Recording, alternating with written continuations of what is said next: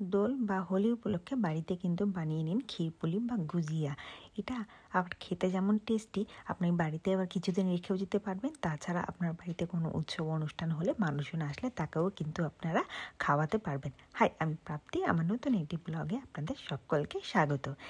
উৎসব বা অনুষ্ঠানে আমরা কিন্তু অনেক ধরনের রেসিপি বাড়িতে বানিয়ে থাকি, তবে এই ধরনের মিষ্টি যদি আপনি একবার বাড়িতে বানিয়ে মানুষজনদেরকে খাওয়ান, তারা কিন্তু বারবারই আপনার কাছে খেতে চাইবে। তাই এখানে গুজিয়া বা ক্ষীরপুলি বানানোর জন্য আমি যেটা নিয়েছি, প্রথমেই কিন্তু 2 কাপ মতো ময়দা নিয়ে নিয়েছি এখানে মেজারমেন্ট করে। আর এখানে নিয়েছি কিন্তু একটু বেশি, 2 টেবিল স্পুন মতো এখানে কিন্তু বড় চামচের 2 চামচ মতো তেল নিয়েছি। তেলটা দিয়ে ভালো করে ময়দাটা মাখাবো। যখন বুঝবো যে ময়দাটা হাতের মধ্যে মুঠো করলে একদম লেগে যাচ্ছে, এটা বালির মতো, তখনই বুঝবেন এখানে ময়দাটা মাখা হয়ে গেছে। জল দিয়ে এটা হালকা করে মাখিয়ে নেবো। এই ডোটা খুব নরম হবে না, খুব শক্ত হবে না। এর উপরে ময়দাটা যাতে শক্ত না হয়ে যায় উপর থেকে, তাই উপর থেকে একটুখানি অয়েল ব্রাশ করে নিলাম। এখানে 1/2 ঘন্টার মতো ঢাকা দিয়ে রেখে দেবো। 1/2 ঘন্টা পর ঢাকনা খুলে এখানে আমি এই গোটা ডোটা থেকে লেচি কেটে নেবো। লেচিগুলো ছোট ছোট হবে, আর আমি যেভাবে দেখাচ্ছি আপনারা কিন্তু এটা সেইভাবেই বানাবেন। তার মধ্যে থেকে আমি এখানে 2টো ছোট ছোট লেচি নিয়েছি, আর এই ছোট ছোট লেচিগুলো কিন্তু আপনাকে লুচি সাইজের মতো করে বেলতে হবে। এইবারে 2টো এখানে আমি একেবারে বেলে নিয়েছি। আর এইখানে আমি আগের থেকে একটা ভেতরে পুর ভরার জন্য একটা নারকেলের পুর করে রেখেছিলাম।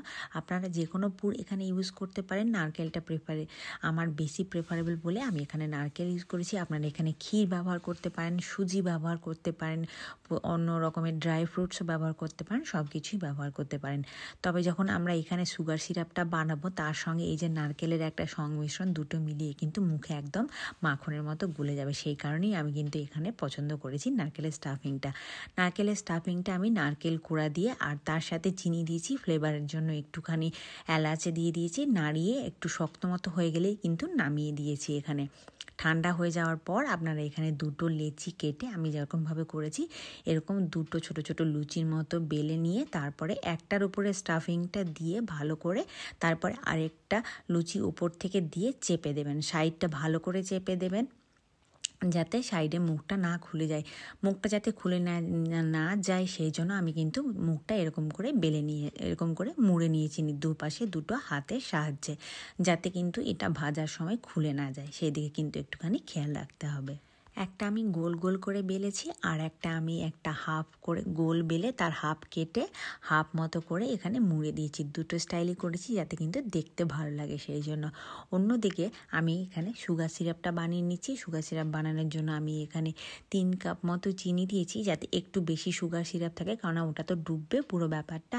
সেই জন্য এখানে 3 কাপ মতো চিনি নিয়েছি, আর জল দিয়েছি 1.5 কাপ মতো, দিয়ে ফুটিয়ে নিয়েছি। চিনির রসটা যখন খুব ভালোভাবে গলে গেছে তখন ওপর থেকে কিন্তু একটু লেবে দিয়েছি, যাতে চিনিগুলো শক্ত দানা বেঁধে না যায়। আর একটু ফ্লেভারের জন্য কিন্তু এলাচ গুঁড়ো দিয়ে দিয়েছি। অন্যদিকে আমি যে বেলে রেখেছিলাম এখানে লুচিগুলো স্টাফিং দিয়ে, সেইগুলো কিন্তু আস্তে আস্তে তেলের মধ্যে এখানে ছেড়ে দিয়েছি। এটা কিন্তু আপনি যত কম আঁচে আস্তে আস্তে ধীরে ধীরে ভাজবেন, তত কিন্তু এটা ক্রিস্পি হবে খেতে। আর এখানে আস্তে আস্তে কিন্তু ভাজা হয়ে গেলে আমি এখানে সুগার সিরাপের মধ্যে দিয়ে দেবো। সুগার সিরাপটা কিন্তু তখনও গরম থাকবে। এইভাবে আপনি যখন প্রথমবারের এইখানে গুজিয়াগুলো তুলে সুগার সিরাপের মধ্যে দেবেন, ইন দ্য মিন টাইম আপনি তখন নেক্সট পার্টে যে গুজিয়াগুলো আছে সেইগুলো তখন তেলে ভাজতে দেবেন। এটা ভাজতে যেহেতু আপনি কম আঁচে আস্তে আস্তে ধীরে ধীরে ভাজবেন, তাই এটা কিন্তু ভাজতে যতক্ষণ সময় লাগবে ততক্ষণে কিন্তু এর পুরো সুগার সিরাপটা ভেতরের মধ্যে ঢুকে যাবে। তারপরে এরকম করে আপনারা প্রথমবার হয়ে গেলে সেটা তুলে রাখবেন অন্য পাত্রে। আমিও তাই করেছি। এখানে আমার যেহেতু কন্টেনারটা ছোট ছিল, তাই আমি 2টো করে এখানে ব্যবহার করেছি। প্রথমে 2টো করে নিয়েছিলাম এখানে, অন্যদিকে পরের 2টো যখন ভাজা হয়ে গেল তখন এ 2টো কিন্তু আমরা চিনি সিরাপ থেকে তুলে নিয়েছি। এইভাবেই কিন্তু সমস্ত প্রসেসটা আমি তৈরি করে নিয়ে একটা প্লেটের মধ্যে এখানে আলাদা করে তুলে রেখে দিয়েছি।